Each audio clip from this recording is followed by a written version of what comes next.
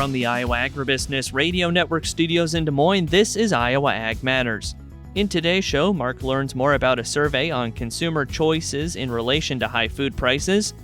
I have the latest Canada-U.S. trade talks, and Dustin discusses soil sampling with Iowa Ag Secretary Mike Naig. I'm Riley Smith, one of your hosts today, filling in for Dustin Huffman as he is in Washington, D.C. for Washington Watch. And joining me now is Mark Magnuson. And Mark, we have heard a few updates from Dustin regarding his trip out there, and it seems like they're getting a lot done. Yes, they are, Riley. And I know over the weekend had a chance to have a little bit of fun as well. If you do not know, Dustin is a big history nerd, and specifically when it relates to the Civil War and especially Gettysburg. So I know that when he takes his trip to Washington Watch, I think, Riley, almost every single time he goes, he makes at least one stop to Gettysburg because it's not that far away. It's in southeast Pennsylvania. And so he's able to make his way up there to Gettysburg. And now he's even started a little bit of a niche as a, I don't know, I guess you would just call him a Gettysburg tour guide. Now, of course, he's not official in that capacity or anything, but he's got a lot of the details. He's got a lot of the stories. He's been there a lot of times. And in fact, our boss, Russ Parker, yesterday also got the chance to join him, and they went to Gettysburg together with some other people, some other farm broadcasters. So I know Dustin was having a great time. Have you been to Gettysburg, Riley? Have you been to any big battlefields, historical sites over the years?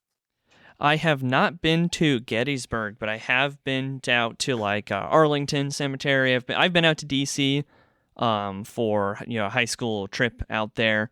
That was really neat. We saw all the memorials out there.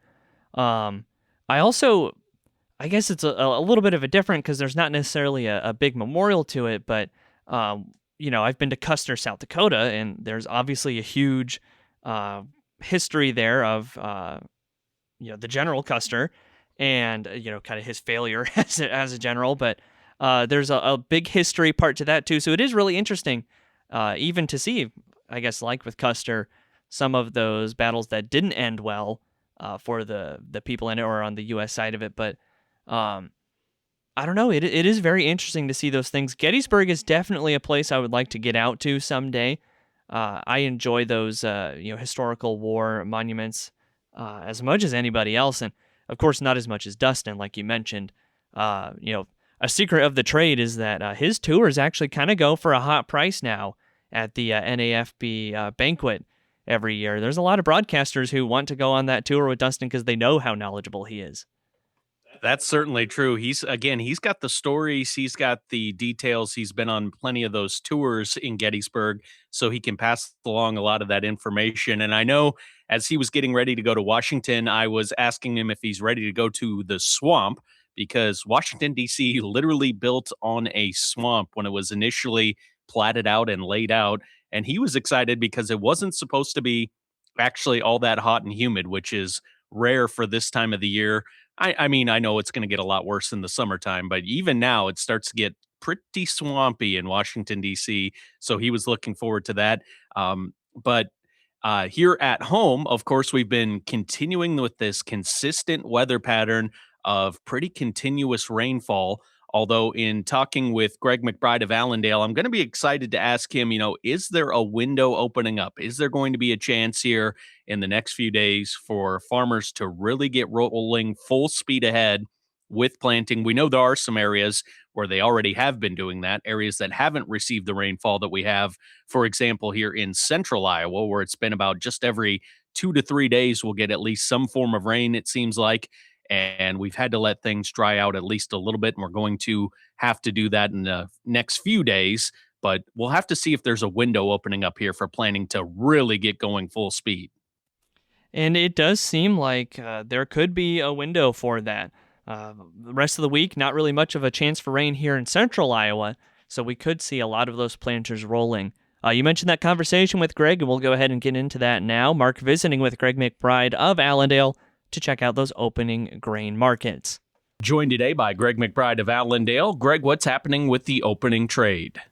Yeah, we're being led around by the energies again. This is watching what happens with the war over in Iran. Over the weekend, there was no peace talks.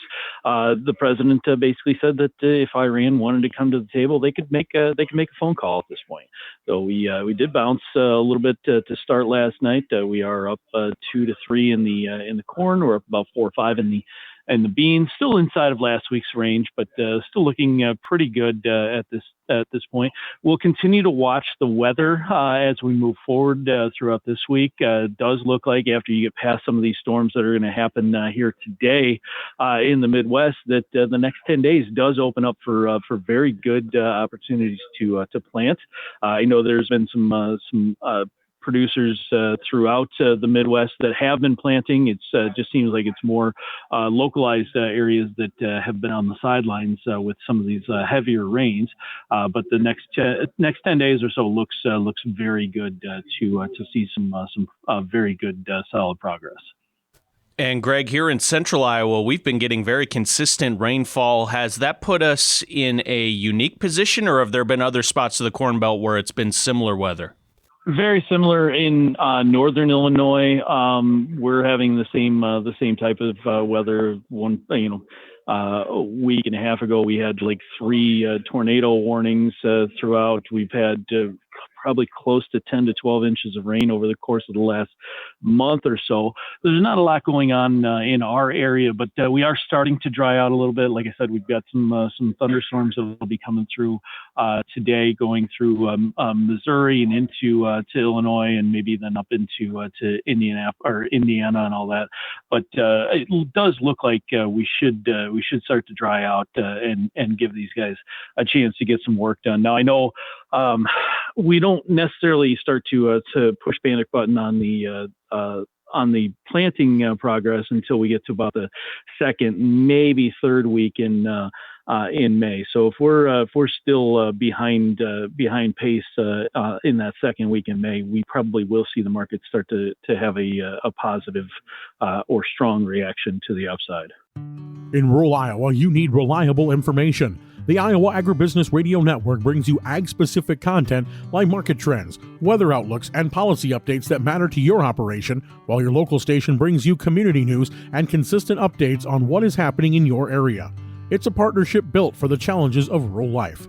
Your farm, your local station, and your friends at the Iowa Agribusiness Radio Network, where Iowa Ag matters. Find us online at iowaagnet.com.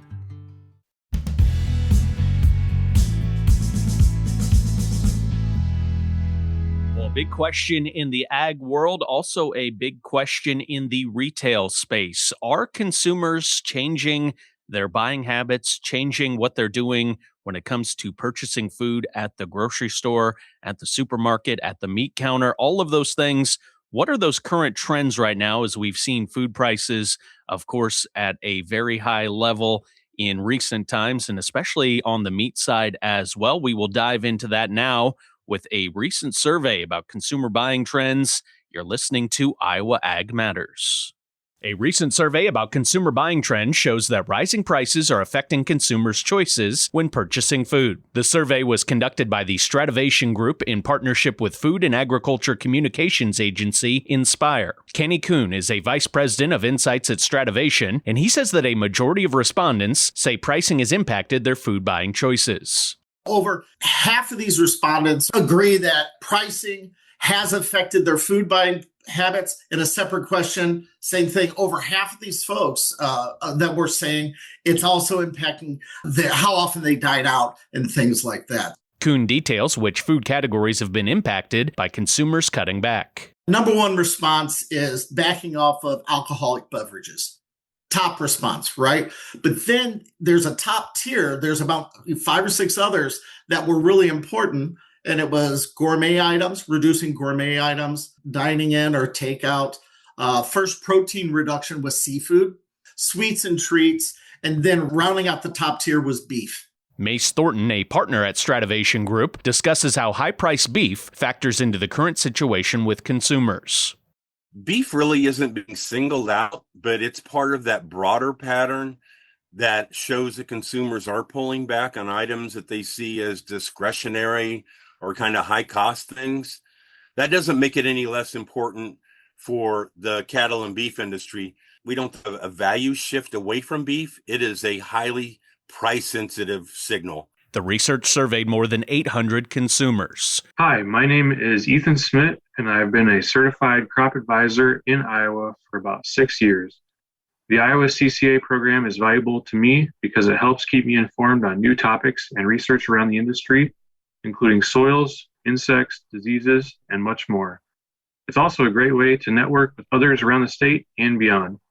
Iowa is known for its crops, and that's why we're here. To learn more about becoming a certified crop advisor, visit iowacca.org. Well, Riley, interesting to hear about some of those consumer choices with prices being high in the grocery store, specifically when it comes to beef prices. Although consumers not turning away from beef necessarily, just kind of being more conscious with how they're buying beef, thinking about choosing, for example, ground beef over some of those premium cuts. And I know you've been focusing on this issue as well. Yes, I've seen a lot of videos on how to take those cheaper cuts of meat and kind of repurpose them. And one of the things that I've been really interested in is breaking down like a chuck roast. So first off, pop quiz, where is the chuck roast from on a cow? Oh, man, this is one that would be a much better question for my dad, who was an animal science major in college, and he always quizzes me on these types of things. I'm not going to have a good answer for you, Riley. I'm sorry. That chuck is up on the shoulder, which means that meat is used a lot, that muscle is used a lot. There's a lot of really good marbling if you know where to cut. So you can get your chuck eye steaks. They call them the poor man's ribeye, which is at the front, really good for grilling. The Denver steaks are tender steaks found in the underblade. So you can carve those out. There's boneless short ribs, which are perfect for braising.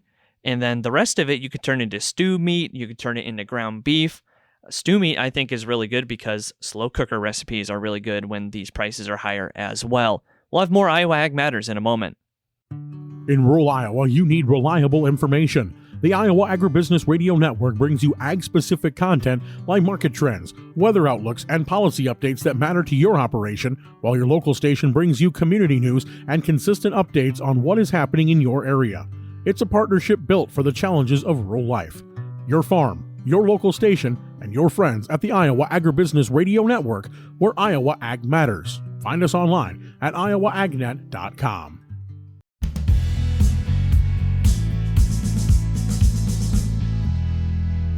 It's time for a check of the latest statewide cash basis prices here on Iowa Ag Matters. I'm Riley Smith. All elevators are trading on the May contract unless otherwise noted. ADM in Burlington, corn 2 cents under at $4.57, beans 15 under at $11.50. Cargill in Eddyville, corn 10 under at $4.49. New Cooperative in Algona trading on the July contract for both corn and beans. Corn 42 under at $4.25, beans 75 under at $11.05. Ag State in Sheldon back to the May contract, corn 20 under at $4.39, beans 65 under at $11 even.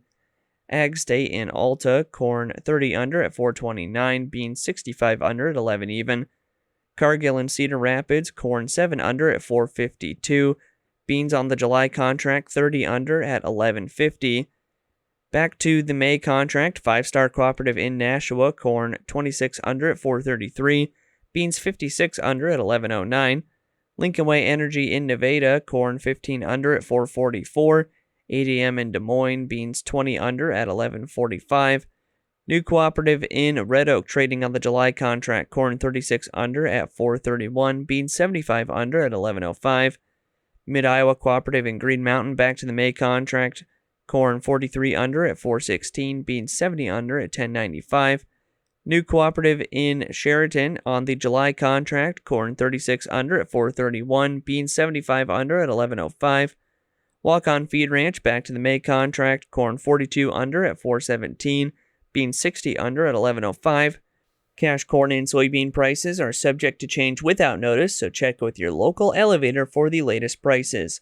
Hi, my name is Ethan Smith, and I've been a certified crop advisor in Iowa for about 6 years. The Iowa CCA program is valuable to me because it helps keep me informed on new topics and research around the industry, including soils, insects, diseases, and much more. It's also a great way to network with others around the state and beyond. Iowa is known for its crops, and that's why we're here. To learn more about becoming a certified crop advisor, visit iowacca.org.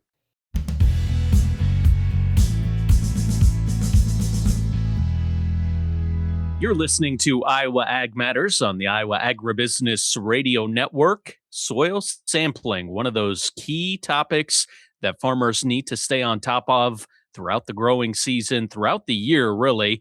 Dustin Huffman with his monthly conversation with Iowa Secretary of Ag, Mike Naig, talking about soil sampling and the importance for Iowa's farmers. Here's Dustin with more. We're on the Iowa Agribusiness Radio Network, and it's time for our monthly sit-down with Iowa Agriculture Secretary Mike Naig. Secretary, first of all, thanks so much for taking the time to visit with us, as always. Hey, always great to catch up. So we got a lot to talk about here. End of April, hard to believe it. We're already a third of the way through the year. It's going crazy. And I know one thing that's got farmers itching is also planting, but there's a long way to go before we get there. And let's talk first about some soil testing programs, as we're getting ready to plant in much of the state. Talk a little about that partnership you guys are announcing.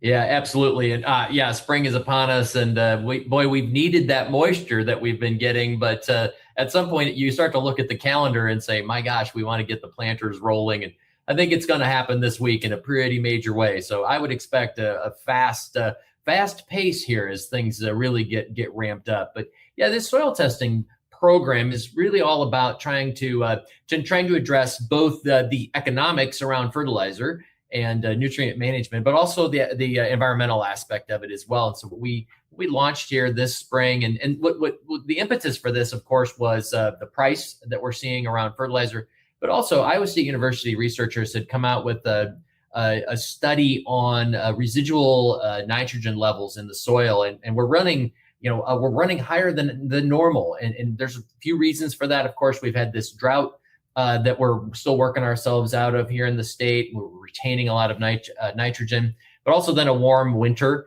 And so just really trying to drive home that message of it is important to know what you've got there kind of naturally occurring in the soil profile. And of course, that can have economic benefits by being able to then adjust your nutrient management planning. But also environmentally, we don't want to put, we want to be optimizing the rate, right? We don't want extra nitrogen that's going to find its way into our lakes, rivers, and streams. And so really trying to draw the connection between those two things. And so what we launched, and this will be expanding, it's just a pilot to start with, but in 5 counties, sort of above the Des Moines metropolitan area in the Des Moines River watershed, doing some spring soil sampling. And it's not that soil sampling or soil testing is a new concept, but trying to introduce it or trying to use it really in the spring here to figure out what's going on. One, we can give that information to farmers and then they can again adjust accordingly. But it's also that information will be fed back into the researchers at Iowa State so that they can plug that into the model and get better results, better predictive capability for farmers using the NFACT tool. So it's one part research, but it's also about trying to raise that awareness around understanding what's in the soil and how can you adjust accordingly. And, soil testing has been something we've been talking about for years, so get those right rates back into place. And especially when you're talking about a year like this, but, farmers might be looking at this as, hey, I got margins that are tight enough already. Can I afford to be sitting here doing soil testing right now? Yeah, absolutely. And we know there's a cost associated with that. And so again, that's part of us working with the Nutrient Research and Education Council, on this as well. And the ag retailers are involved and some of the farm groups are involved. And so we're trying to bring a group effort to this. But again, I think of it mostly as trying to really raise awareness. For those farmers who are participating, it's free soil testing. And we're going to expand this spring into next fall, and then we'll go beyond those 5 initial counties. And again, this is all about trying to generate awareness and generate information that then can lead to action being taken. But this really is about trying to optimize nutrient management, right? And that is so critically important, again, both economically, but also environmentally as well. So let's take advantage of that opportunity to know more and then take action. All right. We'll look forward to hearing more about that and see how those results pan out here later on in the year. Hi, my name is Ethan Smith, and I've been a certified crop advisor in Iowa for about 6 years. The Iowa CCA program is valuable to me because it helps keep me informed on new topics and research around the industry, including soils, insects, diseases, and much more. It's also a great way to network with others around the state and beyond. Iowa is known for its crops, and that's why we're here. To learn more about becoming a certified crop advisor, visit iowacca.org. You're listening to Iowa Ag Matters. This is the Iowa Agribusiness Radio Network. Mark and Riley with you today. Dustin is in Washington, D.C. for the National Association of Farm Broadcasting Washington Watch Convention. Or I shouldn't say convention, it's more of a meetup, really, between broadcasters and lawmakers and all of the policymakers in D.C., all of the things that affect agriculture being discussed throughout this week. And Dustin will have lots of great conversations to bring us here on the show in the coming days. And that kind of had me thinking, Riley, we heard about, as Washington, D.C., of course, the hub of everything, including USDA. But we heard from Secretary Rollins at Commodity Classic about the expansion of USDA, not so much in terms of making USDA bigger, but moving USDA to different parts of the country to kind of become more involved in those areas where agriculture is really, just taking place. So you think about Washington, D.C. being the hub, but there's all of the areas of the country that are involved in agriculture that don't necessarily have that connection to USDA. And one of those things we've talked about recently is the Food Safety and Inspection Service, major reorganization, and central to the plan, creation of the National Food Safety Center in Urbandale. And so, Riley, just bringing things closer to the heartland where all of this agriculture is taking place in terms of production. And I think that's a good move from USDA, just to get a little bit more connected with the country, with farmers that are actually producing those agricultural goods. Yeah, I think if you want people to be familiar with it, you should put the inspection where the food is made. And I think that just makes a lot of sense. And, we've talked over the years of a lot of disconnect between like policymakers or just those high-ranking government officials and then the people who are actually producing the food. So hopefully, I would think that maybe this can help to bridge that gap a little bit between the information of like, okay, here's what's actually happening with these farms and the farmers, and here's what's happening with what we need from them. So I agree with you. I'd be very curious to see how that goes. More Iowa Ag Matters in a moment. In rural Iowa, you need reliable information. The Iowa Agribusiness Radio Network brings you ag-specific content like market trends, weather outlooks, and policy updates that matter to your operation, while your local station brings you community news and consistent updates on what is happening in your area. It's a partnership built for the challenges of rural life. Your farm, your local station, and your friends at the Iowa Agribusiness Radio Network, where Iowa Ag matters. Find us online at iowaagnet.com.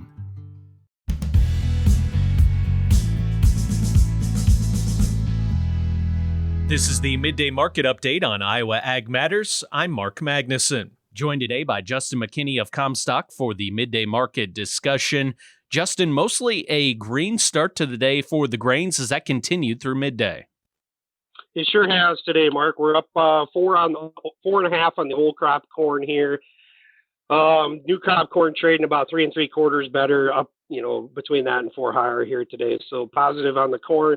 Beans up 13 on the old crop, new crop trading 10 1/4 higher. Following also soybean oil up 19 cents on the front month, and the May meal is up $9.20. So pretty well green across the row crops. Moving into the wheat here, we got wheat.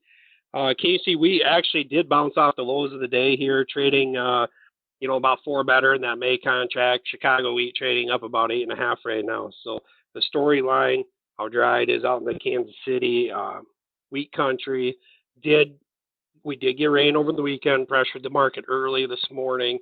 And now, as we kind of maybe shrug off that news and look towards the future and the forecast, we are trading a little bit better here this morning. What's happening on the livestock side of the trade? Again, we did get that rain in the west, which probably put some people to at least give them some cause or some area to pause selling that market. We are up $3.55 on the April. Feeder cattle, on those feeder cattle, maize are up 6.10.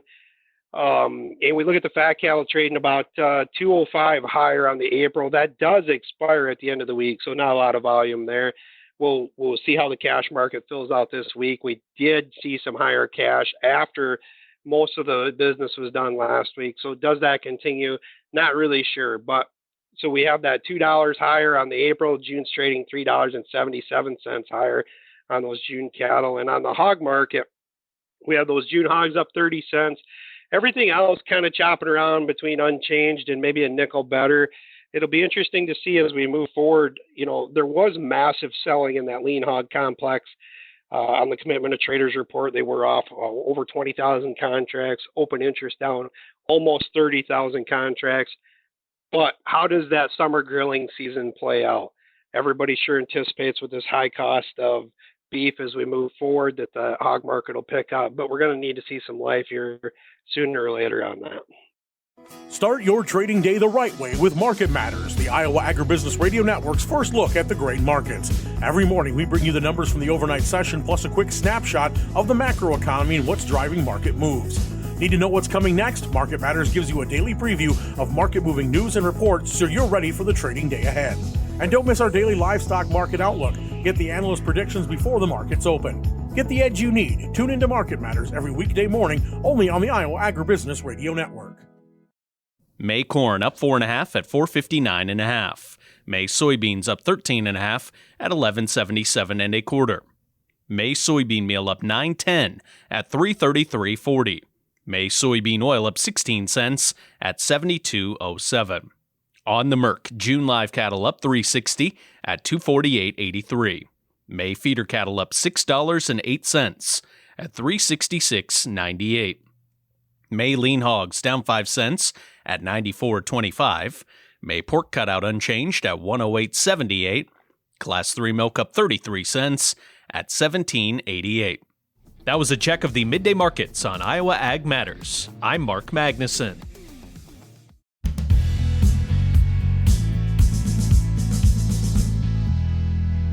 You're listening to Iowa Ag Matters here on the Iowa Agribusiness Radio Network, and we're rejoining the market conversation now as Mark Magnuson visits with Greg McBride of Allendale for a look into the livestock markets. Mark? What's happening on the livestock side of the trade? Well, we recovered a little bit into the end of the week last week for the cattle market. You had the fats saw cash start out a little bit on the weaker side last week, 245-ish. Ended up the week at 246, 247. So we're getting back closer to where we were in average cash a couple of weeks ago when we were hovering right around 249, 250. We are looking at the potential of a recovery here back up towards the contract highs that were posted just a couple of weeks ago. But we've got to see if that cash can improve a little bit. For right now, seasonally, this is when we would start to see maybe a little bit of a push for the late spring, early summer grilling season.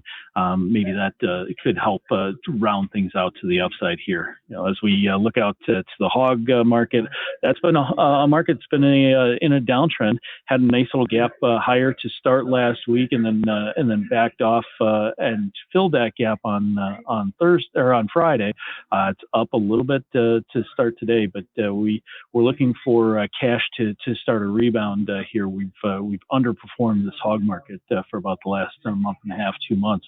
This is a market that we thought for sure had potential to go up in that June, July, August time frame to get back into that 110 to 112 area. It's been kind of fading for about the last month and a half, and that's not necessarily the greatest sign when you consider that you're going into summer grilling season here. What's the best way for our listeners to get in touch for more marketing information? Give us a call at 800-2-MARKET. That's 800-262-7538. Greg McBride of Allendale, my guest here today. Thanks so much for the time and have a great week. You got it. Thanks, Mark. Hi, my name is Ethan Smith, and I've been a certified crop advisor in Iowa for about 6 years. The Iowa CCA program is valuable to me because it helps keep me informed on new topics and research around the industry, including soils, insects, diseases, and much more. It's also a great way to network with others around the state and beyond. Iowa is known for its crops, and that's why we're here. To learn more about becoming a certified crop advisor, visit iowacca.org.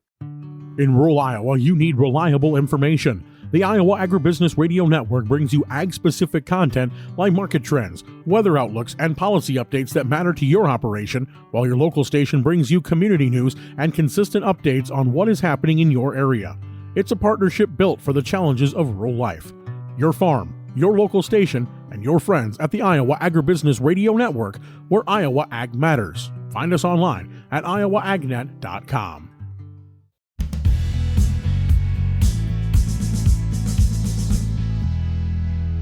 You're listening to Iowa Ag Matters on the Iowa Agribusiness Radio Network. Riley Smith here today, filling in for Dustin Huffman as he is out in Washington, D.C. Mark Magnuson on the show as always, and we're taking a listen now to a little bit of news on the relationship between the Canada government and the USMCA trade agreement. We know that there's been a lot of progress that has at least been tried to be made with that agreement, but there's also a bit of resistance, I would say, from a lot of parties involved. The Trump administration is demanding what amounts to an entry fee from Canada in the form of agreeing to some concessions just to engage in trade talks relating to the USMCA deal. In particular, the U.S. administration is demanding pre-negotiation concessions from Canada by changing the way Canada administers its dairy quotas and how it governs digital media. Canadian Prime Minister Mark Carney said any trade irritants should be discussed formally at the negotiation table, but the time for those formal negotiations has not yet arrived.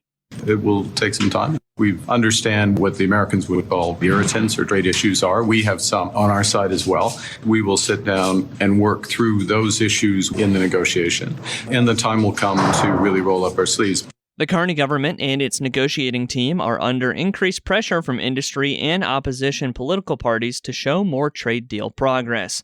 In response to that pressure and the Trump administration's demand for Canada to make some concessions before formal USMCA negotiations, Canada's Trade Minister Dominic LeBlanc said they won't sign a deal that is bad for them. Canadians elected our government to manage the economic relationship with the United States. If we wanted to sign a bad deal or concede a whole bunch of things that wouldn't be in Canada's economic interest, we may have been able to sign a bad deal some time ago. But we've said that we're not going to do that, and we're not going to concede a series of things just to get another list of things that we should concede. Minister LeBlanc will also chair the revamped Canada-U.S. Advisory Committee. That committee's purpose is to advise and to actively support the efforts of the Canadian trade negotiation team. The committee includes several high-profile members from across the private sector and government officials.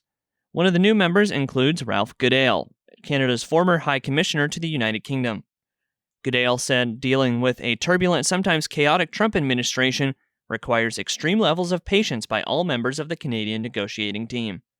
Dealing with that turbulence is going to be an important challenge. What we've been used to has fundamentally changed. So we have to build something new and hopefully better. It will not have the trust that it used to have, but we have to find the way to make it work. The end result is what matters. This is deadly serious. From the Iowa Agribusiness Radio Network, I'm Riley Smith reporting. Hi, my name is Ethan Smith, and I've been a certified crop advisor in Iowa for about 6 years. The Iowa CCA program is valuable to me because it helps keep me informed on new topics and research around the industry, including soils, insects, diseases, and much more. It's also a great way to network with others around the state and beyond. Iowa is known for its crops, and that's why we're here. To learn more about becoming a certified crop advisor, visit iowacca.org. Well, Mark, we talked earlier about this, but it could be a great week for planting. It looks like the weather window is going to be pretty wide open, and we did get some rain this morning, and there was a good amount of rain over the weekend, especially kind of Friday and Saturday. But hopefully, if we see those dry out a bit, we could see a lot of planters rolling really quickly through the state. We could, Riley, and as we, mentioned to start the show, if we get just a little bit of a dry-off period, enough to make sure that the equipment can move through these fields, we don't need much time. I mean, you can get things done very quickly in terms of planning now with all the technology, all the advances we have made with farm equipment. That ability to get planting done in a short window, not a big problem. It's just getting that window. And so if we can have things dry out a little bit, make sure that that ground is capable of holding up to that heavy equipment and machinery out in the fields, we will be just fine. And yeah, we've had a pattern here to start off the spring where it has been very consistent rainfall. And I would think it's done quite a bit to help out our soil moisture, which was actually not in a great spot to begin the spring because we had such a dry winter. We had such a dry close to the fall. So if we get that seed into the ground here in that window when we have a chance, man, we could have a pretty darn good start to the growing season. And I think it's really interesting to look at those numbers. We talk a lot about how early planting was becoming more and more of a thing every year. If you look at the current crop progress in Iowa, I mean, we've got 2% of the corn planted. That's compared to 1% the previous week, so not much progress there. And last year at this time, we had 16% of the crop in the ground already. 5-year average is 8%. And then on the soybean side of things, we're looking at 1% of soybeans planted there. Last year at this time, we had 10%. So I understand a bit of the anxiety on planting season, just because we were so used to having it in pretty decently early, especially last year. But I think an important thing to remember as well is that we're still going to be okay. We're still in a great period to get those crops in the ground, and there is still a great window for those yields to materialize. That's right. And it's really not until 2 or 3 weeks from now when we actually start to get any concerns. Thanks for listening to Iowa Ag Matters. Join us again tomorrow for more on the Iowa Agribusiness Radio Network.